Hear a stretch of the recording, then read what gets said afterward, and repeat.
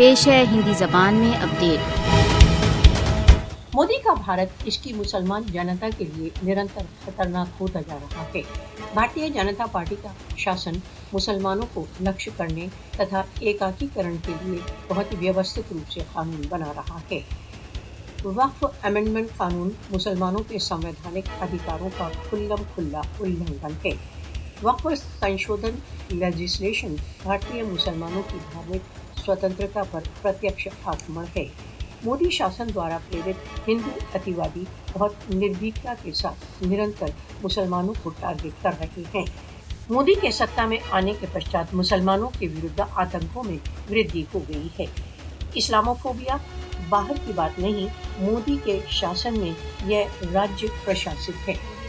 भारत में मुसलमानों को अनियंत्रित रूप से प्रतिदिन धमकियों, आतंक तथा हिंसा का सामना है। मुसलमानों के विरुद्ध पक्षपात शिक्षा, रोजगार, न्याय प्रत्येक क्षेत्र में प्रविष्ट हो चुका है।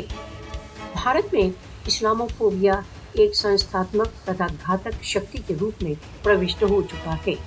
मुसलमानों के विरुद्ध घृणा अपराधों में वृद्धि सार्वभौमिक अंतरात्मा के लिए एक गंभीर चुनौती है।